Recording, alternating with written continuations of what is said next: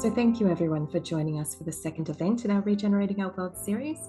This is our 7-part discussion series exploring the transition to a just, sustainable future.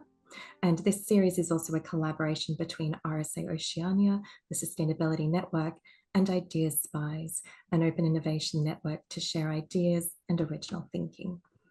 In the last session, we looked at how democratic innovation is supporting action on climate change. In this session, we'll look at the practice of rewilding and how it can further the regeneration of our places. And to explore this topic, we're incredibly lucky to have Dr. Alister Scott, who is the Director for Communications and Outreach at the Global Rewilding Alliance, which, as the name suggests, is the global umbrella body for the rewilding movement. He's also a leadership advisor, systemic coach, and movement builder, with a focus on leadership transitions within transformational organizations. Alister's third hat is as an honorary professor at University College London, one of the world's top 10 universities, where he teaches on leadership. So Alister, welcome today. Well, thank you, Philipa, and thank you, everyone. Thanks for the invitation. It's an incredible honor to be here. I've been an RSA fellow since 2011, and I've really come to appreciate the amazing nature of the RSA, its global reach, the deep thinking that goes on, and the incredible people who are fellows. So yes, it feels great to be speaking about rewilding here to all of you. And in thinking about today's theme, Rewilding Our Places, it struck me just how easily we can put things in silos. In this case, all too easily assuming that rewilding has very little to do with the everyday lives of most people. But what if it does? What if it has a lot to offer? So I started to think about place, and it struck me that we live in 3 kinds of places simultaneously. Firstly, micro places, our house or flat and the immediate surroundings, the first 50 meters, and then the first half mile or a 15-minute walk, say. And then there are sort of macro places, the second category, the cities, towns, and near-town environments where most of us now live. And then the third type of place is the global environment, where news from anywhere can reach us nearly instantly, for good or ill, and decisions by people on the other side of the world affect the livability of your part of the world. And I sort of concluded, thinking about these 3 levels of place, in a world of globalization, place still matters. How we manage these micro, macro, and global places matters a lot to our quality of life and, of course, to nature. There are incredible and growing numbers of wonderful ways to improve our worlds, thriving in partnership with nature despite all the challenges around us, helping us with mental health as well as physical health, and protecting human infrastructure. So let me start by asking you some questions to make these abstract ideas more real. When you step out of your door, what do you see, hear, feel, smell, and taste? Do you see green or concrete? Do you hear birds or traffic? Do you feel overbearing heat or the cool shade of trees? Do you smell and taste diesel fumes or fresh air? Are you able to pick fresh herbs for your cooking, fruit from trees and vegetables from your own plot, an allotment or community garden? Are you able to swim in the local river like they do in Basel or Amsterdam, or is it an oily and dangerous dumping ground? Do you have friends and community to do all this with, to make plans and improve your lives in your places together? You can start to see here elements of the regenerative life and the fact that many of them are also very good for nature. But all of this is framed by the macro environment and decisions taken at that level. Has the city planted and protected trees on your street? Does it prioritize people or vehicles? Are there green spaces and parks in your town or city? Are there allotments? Is control, power, and money centralized, or is it distributed to near where you are? Are you able to take part in decisions? Are there policies to ensure clean air, water, and tranquility? Or do policies let industry and the individual do what they want? Is there public transport infrastructure? Or does the private car and noisy motorbike rule? Can you safely walk and cycle? Are nearby forests, plantations of non-native species, empty forests with no native species, or are our governments nurturing and recreating natural forests with the full assemblage of creatures that should be there? Sometimes we are tempted to think of these as facts, but they are also decisions, despite the apparent immutability of things like infrastructure. So, for example, just a few years ago, if you wanted to cycle in London, my sort of nearest big city, you would take your life in your hands, both from the vehicle danger and the air pollution. Now, although not perfect, the situation is transformed through courageous political leadership and investment, and improving rapidly. But what is all this to do with rewilding? That's because nearly every decision that is pro-people in these examples is also pro-nature. So, for example, walking and cycling routes are also nature corridors. Good for you, good for nature. Street trees bring down temperatures dramatically and also provide homes for dozens of species. One of the best ways to prevent flooding in town is to bring back nature upstream, reinstating floodplains, and in places like Europe, species like the beaver, which creates dams that can hold millions of liters during flood events. The ability to grow food and have contact with nature have been shown measurably to change our hormones, our mood, and our mental well-being for the better, both instantly and for the long term. Empty plantation forests tend to burn easily, whereas natural forests are protected by the animals that live there. For example, the European bison can eat up to 32 kilograms of food each day, about half of which is dry matter, which would otherwise be liable to burning. And finally, The Economist's list of most livable cities around the world is almost all those with lots of green space, clean rivers, and livable infrastructure for humans and wildlife. So the last point I'd like to make in this opening statement is that many decisions that are pro-nature also tend to be pro-people. Clearly, there will be conflicts that have to be managed, for example, with predators. But with the rates of climate anxiety that are affecting people, especially the young, just the news that people around the world are bringing nature roaring back can be an incredible antidote to all the bad news that we are bombarded with. Rewilding is even helping to protect our global home, as we have growing evidence that rewilding can help draw down vast amounts of carbon, stabilizing the global climate. So on all three levels, rewilding has much to offer for our micro spaces around our homes, in our streets, in our cities and towns, and for our global environment. I look forward to your questions and our discussion. Thank you so much, Alister. Such inspirational comments to start us off with.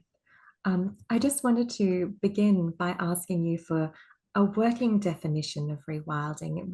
What is rewilding in from a practical perspective, and how does it differ from other conservation and restoration methods?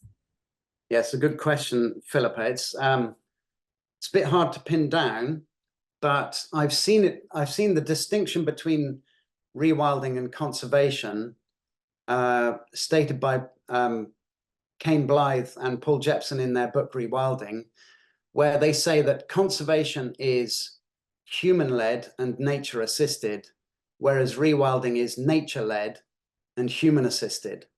So, for example, the conservation movement has typically done a lot of defending of final wild spaces. Here in the UK, for example, there are nature reserves dedicated to a particular butterfly. And because that butterfly is now so rare, you have to keep that space exactly suited to that butterfly, because otherwise, if you let nature take over, it might not produce exactly the right conditions for the butterfly, and therefore it'll disappear in one of its last strongholds. So that's human-led and nature assisted, if you like. Whereas rewilding says that's been great as a strategy to stop losing the last, but it's not good enough for the future. So in rewilding, we say we need to let nature lead, and we need bigger spaces. We need to connect up nature spaces with corridors. And there are this idea of the 3 C's, cores, so core areas, corridors between core areas so that animals and birds and so on can migrate, and then carnivores. So carnivores have this, predators have this incredible cascading effect in ecosystems, and when they've gone missing, then very often the integrity of the ecosystem starts to collapse. So you need to bring back your carnivores. And I've sort of recently realized that I think we're missing a 4th C, which is the animals, the grazing animals. And so for want of a better C, I've called them chewers. So it's cores, corridors, carnivores, and chewers. So I don't know if that's quite a good distinction. I gave a talk to the ecologists at UCL a few months ago, and they were quite tough on this. I think ecological restoration often will take 10 years to do a lot of research and try and find out exactly what you're trying to achieve in the long run. Rewilders kind of say, we haven't got time for that. Yes, we use science and we look at what would have been in this ecosystem and try and help that to come back. But we try and let nature lead. And then if it needs assistance, for example, bringing back animals that have gone missing, which will never make it there on their own, then we'll assist. But that's that we try and put nature in the driving seat. That's really interesting. Thank you. It sounds like you're furthering what we would say in regeneration is furthering the regenerative capacity of ecosystems. So yeah, I think I love the 4 C's, adapted 4 C's. That's really good. You touched on this in your opening comments, but well, I've often heard rewilding described as a systems catalyst. And you also described in your opening comments that, rewilding can help not only to, as you just mentioned, restore and help ecosystems to thrive, but also is essential for, helping the overall health of our planetary systems. I just wondered if you could explain a little bit more about those system catalyst capabilities and how rewilding can solve many problems at once. Yes. Well, that's wonderful. I'm so pleased you're using that term, because we too often, because of our reductionist Western approach to science, we too often break things down into pieces and look at them individually rather than looking at the whole. And one of the essences of rewilding is we're trying to recreate whole ecosystems. So if I give you I'll give you a couple of stories. For example, when Europeans arrived in North America, it is estimated that 400 million beavers were killed. 400 million beavers. So removing this key animal from the landscape, which had such a huge effect on the hydrological, on the water in the landscape. Whole states like Wyoming dried out as a result. So you can attribute some of the Dust Bowl to the removal of the beaver.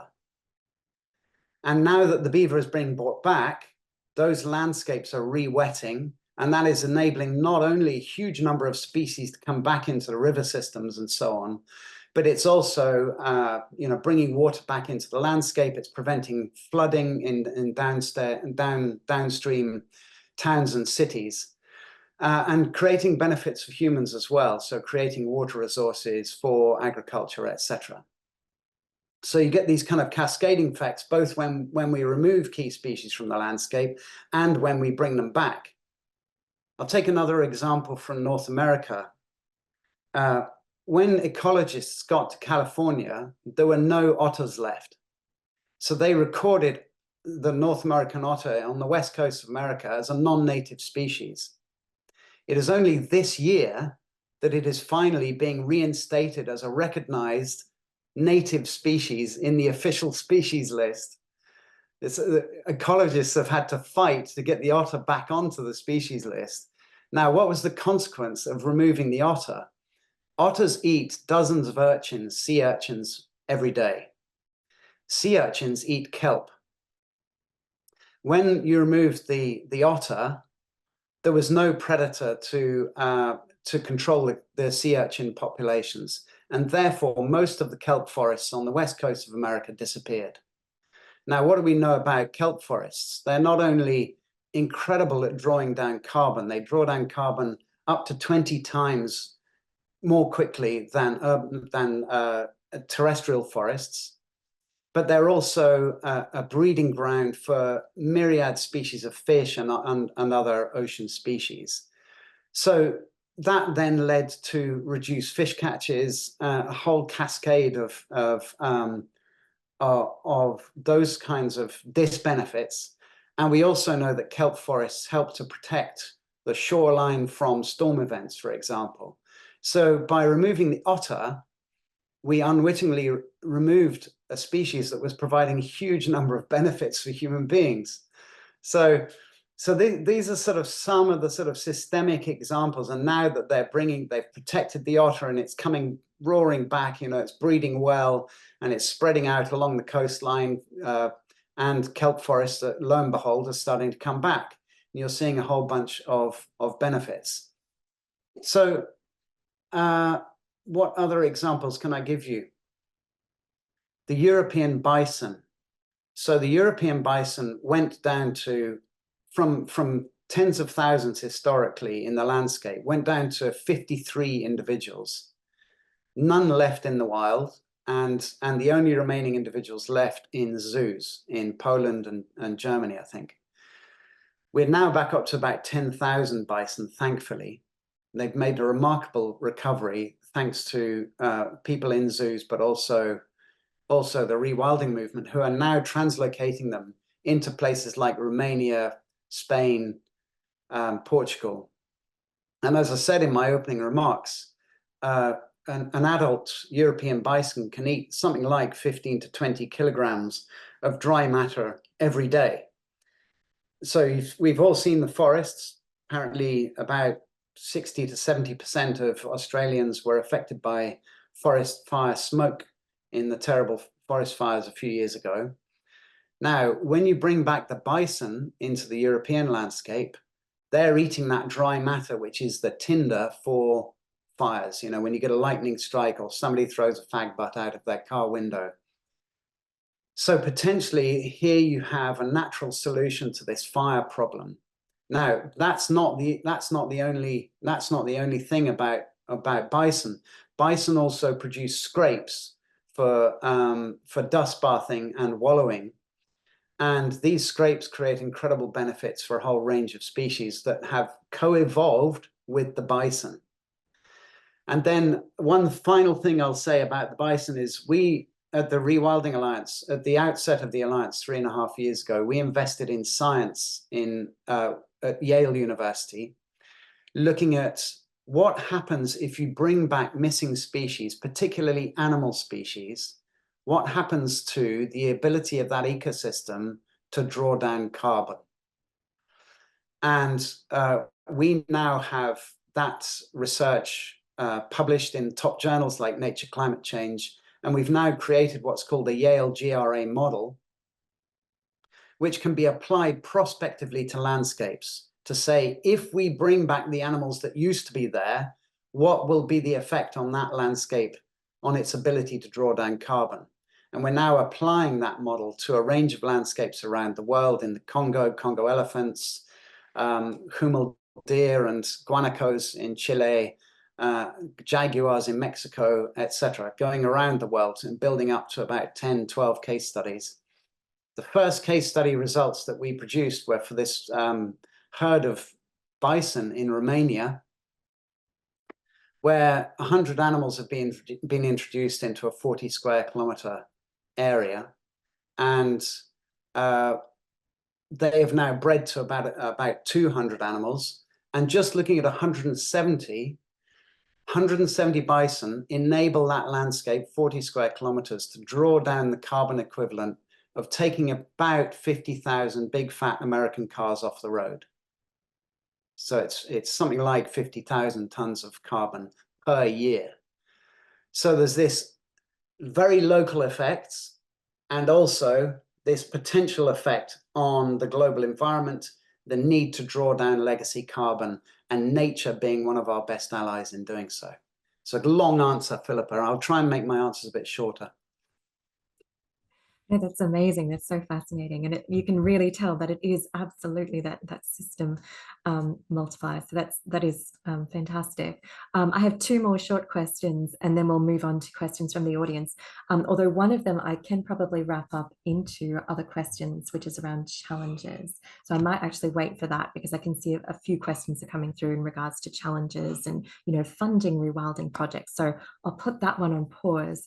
But I did want to ask you, because you mentioned earlier when we were chatting, and also in your opening remarks, that you can rewild anywhere. Rewilding means a lot of different things to a lot of different people. And I'm just curious about, because we often think about rewilding being out there in landscapes that are far away from urban environments, that are untouched, that are perhaps a little bit degraded, or are not in cities, or close to cities. So I was wondering what you can say about urban rewilding, first of all, but secondly, other environments like marine environments and deserts, landscapes, again, that you just don't associate with rewilding. So yeah, if you can just talk a little bit more about rewilding in different contexts. Yes, okay. So urban rewilding, The Guardian does a beautiful series about rewilding and about communities getting involved in restoring nature. And they published a really nice article a couple of days ago about a community in, I think it's the city of Manchester here in the UK, where during COVID, because people were sort of locked down, we all went through this experience, people started to look at the alleyway that went between their homes and really regreen it. So they planted it up. They all came together, and they've created this amazing space, which has become it's become a sort of a communal space. They've got a standing barbecue there, which people go out and use on a nice evening. They've planted it up beautifully. They grow bits of food. They've got creepers going up walls, etc. And it's created this amazing sense of community, but it's also created a little green corridor in the city, which, they've been surprised by how much nature has come back. So I think there are a growing number of examples like that, where people realize we can do this on our doorstep, and these are the micro spaces that I was talking about earlier. It's incredibly inspiring. And examples like that have encouraged, for example, us in our household to grow things on our patio, just nice nature-friendly things. We were looking at our sunflowers yesterday and noticing that half of the seeds have got pecked out. Unbeknownst to us, we haven't noticed the birds doing it. They must come early in the morning before we're up. But, we've planted sunflowers, there's lots of seeds in them, and half of them are gone already, and something's having them. So that's a sort of good example. And then as you go out into your garden, there are lots of things that you can do. You can rewild half your lawn, for example. You can control the bigger grasses and put wildflower seed in there. You can use yellow rattle, for example, in the UK context. That parasitizes on grass roots, thereby sort of suppressing the grass and allowing space for other wildflowers to come in your lawn. And I remember the first time I didn't mow my lawn, and I was talking to my neighbor. I live in a semi-detached house. The neighbor leaned out the window. I said, "I hope you don't mind my scruffy lawn." She said, "Oh no, I think you're very brave." And this sort of, this indicates sort of like how bound by convention we are, that, the lawn has got to be neat and tidy, sort of rows going up and down. And when we do something different, it's really quite counter-cultural. So there are all sorts of sort of like interesting little barriers to overcome, not just physically, but sort of mentally and socially, as it were.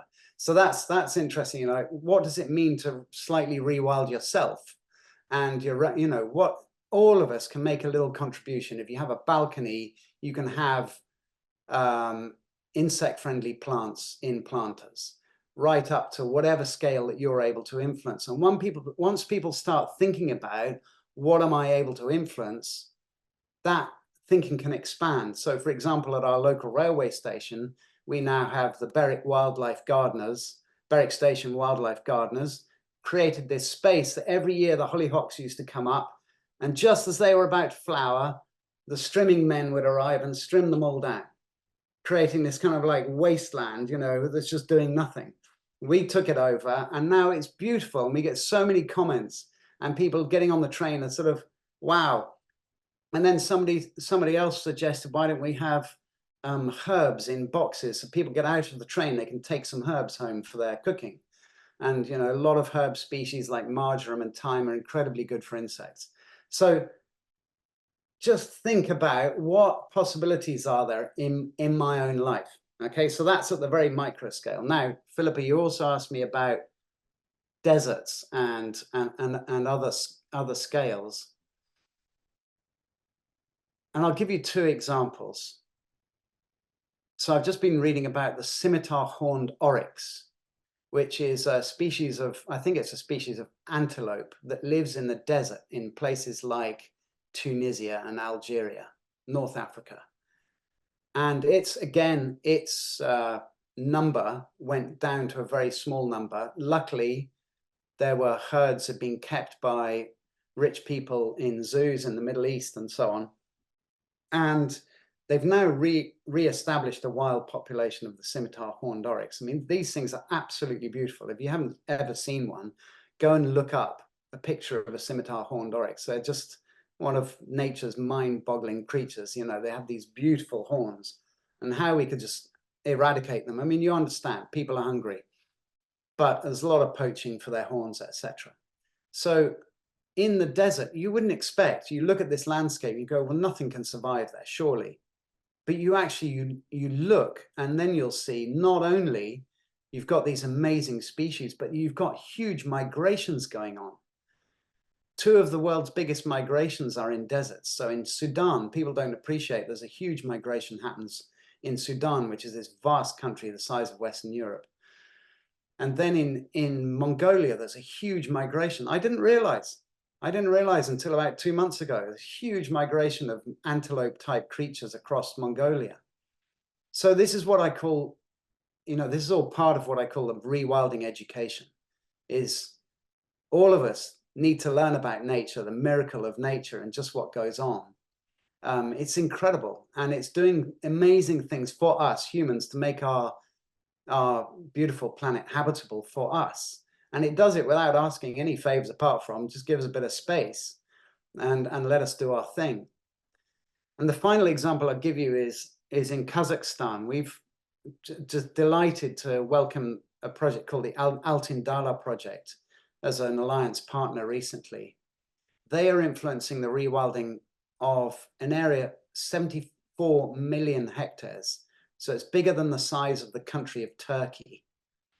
And there they are bringing back these saiga antelope, which again nearly went extinct. There are these extraordinary things that have a face like a proboscis, which enables them to breathe in air that's minus 40 degrees during winter and not scorch their lungs.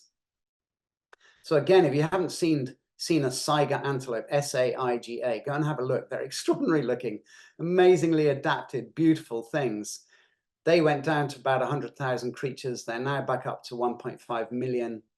We've recently helped them put out a story about bringing back steppe horses, Przalski's horses, the only remaining wild species of horse, back into Kazakhstan for the first time in 200 years. A herd of 10 horses, which we are hoping will boom. They're about to bring back tigers into the south of the country. We're bringing back Kulan donkeys, which is a type of wild donkey. So it's just mind-blowing what's going on in the oh, there's one more I must tell you about, which is Mozambique. at the end of the civil war in Mozambique, 10-year civil war, brutal, 1 million people killed, all of the major wildlife was wiped out because people were hungry. So it all went. There's now one of Nelson Mandela's legacy organizations is an alliance partner called the Peace Parks Foundation. They have translocated 18,000 animals back into Mozambique, recreating the entire ecosystem. So whole herds of elephant. I mean, I don't even know how they do this. You know, it's extraordinary. How do you transport a giraffe? Do you have to avoid low bridges, I suppose? I mean, it's, you know, they've done it. 18,000 animals, extraordinary. So around the world, amazing people, amazing organizations are recreating ecosystems, and it's extraordinary from the micro to the macro scale. Yeah, they're wonderful stories to share and really incredible work that's being done in the world. Thank you so much, Alister. There are so many questions coming through on the chat. We probably won't have time to get to all of them, but a common theme is around challenges. So challenges in terms of, you know, money, finances, but also I think political buy-in for these kinds of projects. So I wonder if you could say a little bit about, you know, how, yeah, where the finance is coming for these projects, and whether there are challenges around, yeah, getting that wider buy-in from government, just in terms of the social implications and the wider economic implications of projects. Okay, well, we already know that environmental causes only receive about 3% of global philanthropy. So we're already part of a real minority interest, even though this is existential. So we know that we sort of have to work with our planet if we want to remain thriving on our planet. And yet we only give 3% of our philanthropic donations to environmental causes. It's a bit odd, in my view. And within that, the rewilding movement, being only 20 years old since the term rewilding was first coined, is a tiny, tiny minority. So what you find in the rewilding movement is that people and organizations are incredibly innovative. They're amazingly creative about how they make projects work. And, you know, if you want to be involved in organizations that are solving problems at a rapid rate and making a lot happen with not very much, get involved in the rewilding movement. And we need talent. We need people with connections and skills and money, frankly. If you're going to put anything in your legacy, in your will, put a rewilding organization in your will. Please change your will tomorrow. You know, they will do so much with your money. And so that's sort of if you like, a general statement. On the more specifics, rewilding is being funded through a real blend of private donations, and then corporate partnerships, big foundations are starting to give money. There are rich individuals who've inherited businesses or whatever who have founded ecological restoration foundations, etc. And these are being incredibly helpful. And then you've got individuals like Yvon Chouinard, who is the founder of the outdoor clothing brand Patagonia, who has recently given his whole company to a trust, and all profits from now on go to benefit Mother Earth. It's an incredible story. Go and read his letter, where, you know, he signed over all of the shares to 2 trusts, and all of the money, currently about £100 million a year, is going into efforts, many of which are in the rewilding space. So that's incredibly helpful, and that's helped to create organizations like Rewilding Chile, Rewilding Argentina. His focus is on South America, where they've created 16 new national parks in 15 years. I mean, it's just extraordinary, covering millions of hectares and bringing back species like the giant otter and the jaguar and the hummel deer back from close to extinction. So that's the, I mean, it's interesting, the thing about traditional conservation organizations have not necessarily been the ones to rush in and get involved in rewilding. There's, as ever with a new idea, you know, rewilding is kind of like the punky teenager on the block, kind of going around and slightly annoying people. You can feel that some of the bigger organizations have taken a while to come around to this. So, for example, in the UK, the National Trust, the RSPB, have started to take on and the wildlife trusts, the traditional big conservation organizations, have now started to take on the rewilding thing 20 years in. And indeed, the National Trust recently had to defend its decisions against the sort of an incursion with, there were resolutions at its annual meeting by a group that was sort of saying, we shouldn't be doing rewilding, you know, we should be looking after country houses. So there's all of that kind of bit of reaction starting to happen as well. But it's really pleasing now to see big traditional conservation organizations like the RSPB, for example, getting behind the Altyn-Dala project in Kazakhstan. No, thank you so much, Alister. I might shift actually to L. Rock's comment, which is around establishing boundaries or balance between urban and rewilded landscapes. At what point where is the boundary drawn? Where are limits imposed when we're looking at these rewilding projects? So let's go straight to the sort of the extreme end, shall we? Let's go to predators. So we in the UK, you know, if you mention rewilding, very often a provocative interviewer or journalists will go, well, you want us to introduce wolves into the middle of London, don't you? And we say, well, no, that's not where we're starting. That's not where we're starting. Reintroducing the lynx, for example, you know, in the UK, the deer population is out of control because there's no predator. So reintroducing a deer hunter like the lynx, which is a big cat, would have a beneficial effect, paradoxically, on the deer population itself by controlling numbers, by weeding out old and weak ones and so on. And this is what happens, you know, predators have this incredible effect in ecosystems.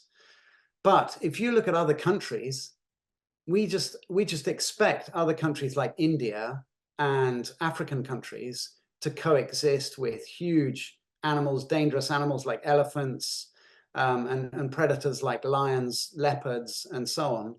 And for example, in the middle of Mumbai, one of the world's mega cities, it's a healthy population of jaguars. You know, these are huge big cats. I mean, they're twice the weight of me. Big, powerful predators. There's a healthy population in Mumbai. Now, they don't draw a boundary. Indian society has its battles every now and then. And we published yesterday, or certainly this week, in the last week, a piece about mangroves, where in Bangladesh, because mangroves have been shrunk by human activity, they've been cut and so on, the tigers that live in the mangroves have been forced out because they've got reduced area to live in. They've been forced out and they've started predating on human livestock and even humans themselves. And you now have, there's a phrase in Bangladeshi which means tiger widow. And these are women who've lost their husbands to tigers. And now you have this incredible movement where the tiger widows are involved in replanting the mangroves because they recognize, they've done the systemic thinking, they recognize, the reduction in the mangroves has led to the tigers coming and killing our people. So we'll replant the mangroves and then we can coexist with the tigers. I mean, how beautiful is that? You know, not a resentment, not get the gun out and go and shoot the tiger. It's, oh, hang on a minute, we have to coexist with these things. These are beautiful things. I mean, your Bengal tiger is 220 kilograms. That's like nearly 4 of me. These things are huge. And, you know, completely, there's no question. So So you've got amazing stories like that. And we've got, again, we've published a story about a community that's learned to live with a big herd of elephants. I think it's in Kenya, maybe Tanzania. These elephants wander through the middle of the village on their way to the lake where they want to eat the rushes. And they sort of make a daily migration. And apparently they're led by this big bull elephant who just sort of is quite peaceful, and he doesn't sort of see any need for trouble. And the villagers have realized, well, if we just accommodate them and let, like, don't get in their way, then all's fine. Now, you will occasionally have an animal that just gets a taste for human blood or a taste for livestock. And in different situations, in different landscapes, different communities will manage that in different ways. So, for example, with the return of the wolf in Europe, mostly that has been without problem. So you now have groups of wolves in the Netherlands, right across Germany. I mean, substantial parts of France, moving into most other countries where they're being hunted out. And there's really generally no problem. But occasionally you get one animal that will start taking sheep and potentially horses and goats. And it was very unfortunate that a wolf killed Ursula von der Leyen's favorite pony about a year ago. And she, being the president of the European Commission, didn't do the wolf a lot of favors. But generally what happens is that animal is identified and shot. And that's where the boundary then happens in that situation. And it's a tragedy for that animal, but if it means that their coexistence with the wider population can continue, well, I say that's a good compromise. So it's a complex picture, but it varies around the world. And I think we, in our sort of largely first world kind of audience, we're sort of imposing a very deeply shifted perspective of what wildlife we should expect ourselves to live with. Let me say it like that. If you go to pretty much any other country, especially in the global south, global majority, we almost patronizingly, colonially expect them on our behalf to live with incredible wildlife. We expect to be able to go to Tanzania or Kenya or whatever and see the big five. Well, okay, I think this just might bear a little reflection on our part about, well, what's our part in that? It's really fascinating. Thank you, Alister. It from the other perspective as well, I think it touches on that separation that the false separation that we've established between humans and nature, and in denying the fact that we are part of nature, and that we belong to these ecosystems as well, and need to find a way to live and cohabit with animals, other non-human species rather, in them, which touches on Emily's point, which is around rewilding the self. And our next discussion is going to look at restoring the earth, which will explore this topic in a little more detail, looking in particular around language and the way we describe our relationship with the natural world. But I just wanted to get your perspective on this, because you mentioned it earlier, the idea of rewilding the self. And in Emily's comment, she said that the work of regenerating the self and collective ways of being is part of that is unlearning and relearning what's required to shift our structures and systems towards more regenerative approaches, so that we can live, as I was mentioning before, in harmony with our places, with the places that we inhabit. So yeah, I just wondered if you had any reflections on rewilding the self in that context. Absolutely. So there are lots of layers to this, and it can start just by opening the door to your house and going outside. What do you hear? when you walk through, if you live in a city, when you walk through the city, are you tuning into the birdsong? Because I bet there is birdsong there, but most of us are just not hearing it. We've tuned it out. I will bet you £100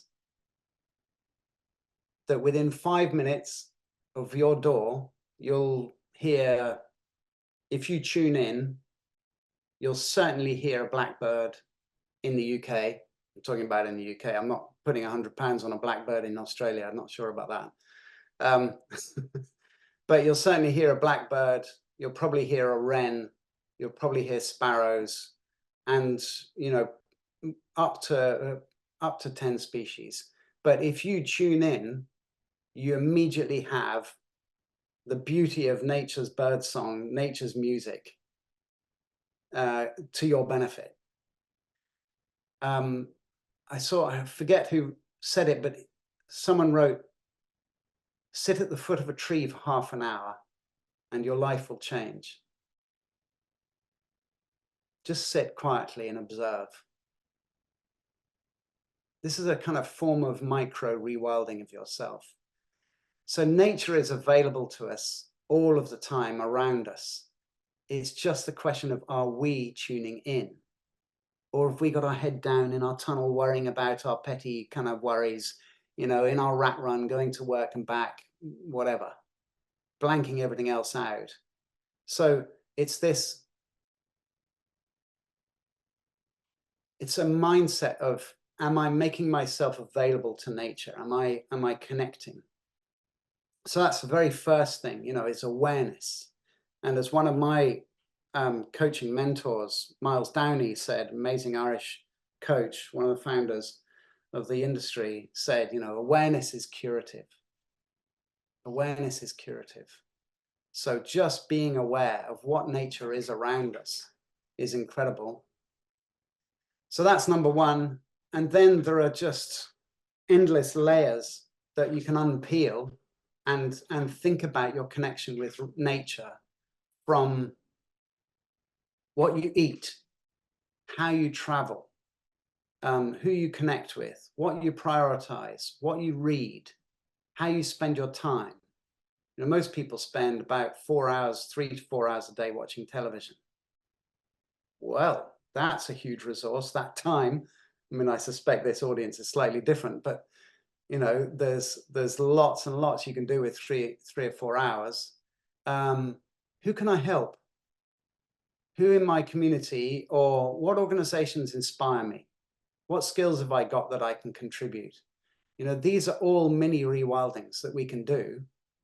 These are all little ways in which we can think about, okay, yes, I actually do have some power, some ability to connect with nature. Start small. If you don't have the energy to start something yourself, I tell you what, if you're trying to do something hard, big, complex, like we're trying to do, rewild half the planet, when somebody rocks up with skills and resources and says, how can I help? Oh, that's a beautiful moment. So, there's just so much possibility there. Just give yourself time. And I truly believe two things that respects in which it can benefit your well-being. First of all, just being in nature. We know unequivocally, massive evidence, empirical evidence. If you put you may have seen this, but hospital patients who have a view out onto green nature heal more quickly than those that don't. Just a view of nature, not even being in it. Okay, so those well-being effects, the direct well-being effects on your system, your ecosystem. Secondly, be really mindful about what you put in your mouth, because that's your inner ecosystem and it has a massive effect on the outer ecosystem. So the cattle industry is by far the most destructive industry for our planet out there. So think about your engagement with the cattle industry and the meat industry more generally. And then thirdly, community. So by being in community with other people who care about this, that's just, again, we know from likes of Action for Happiness, amazing organization, being in community is incredibly good for your happiness and your well-being, especially around other people who have what I call an inspiring shared purpose beyond self. So each of those 6 words chosen very carefully: inspiring shared purpose beyond self. By being in community with other people who share that kind of purpose, it's incredibly good for your well-being. So on all 3 levels, I think, connecting with nature, what you put in your body, and then community, I think all 3 are potentially amazing. Beautiful. Thank you so much, Alister. We're coming close to time, and I'll just say quickly on that topic as well, if anyone hasn't come across our Regeneration Rising podcast, this is exactly what the podcast is about. It's about exploring our connection with the living world that we're part of, and really doing a deep dive into what it means to be a species on this wider regenerative planet that we're part of. So I'll just pop the link in the chat quickly. But I just wanted to ask you before we leave if there are any final words that you wanted to share. I mean, what you shared was really powerful and inspiring. So I don't know if there's anything else that you want to leave us with as well, that would be amazing. I'm just typing my email address. So if you'd like to get involved, just pop me an email. We, as I say, we love it when people rock up and say, how can I help? We have a volunteering facility on our website where you can go in and not only volunteer for us, the Global Rewilding Alliance, but we now have a global talent pool. So that is enabling people with skills to connect with rewilding organizations around the world. We now have 200 alliance partners, and that's growing at about 1 a week. I've already had 2 more in my inbox this morning. So it's a crazy ride, and we've got so much to do. We have an onboarding team of 4 people. We have a comms team of about 6. Most of these are volunteers. So if you've got skills, time, resources, connections, money, if you're a billionaire and you've got 100,000 quid and you want to support some groundbreaking, transformative activities, then yes, please. Get your rich uncle to put his hand in his pocket. I mean, all of the above. Just get involved. And if it's none of the above, then connect with the very local organization, your local rewilding organization. Get involved in your community, green your street, create community, create a local village wildlife WhatsApp group. Do something that connects you with people who feel the same way as you, and you will find it will make your life better.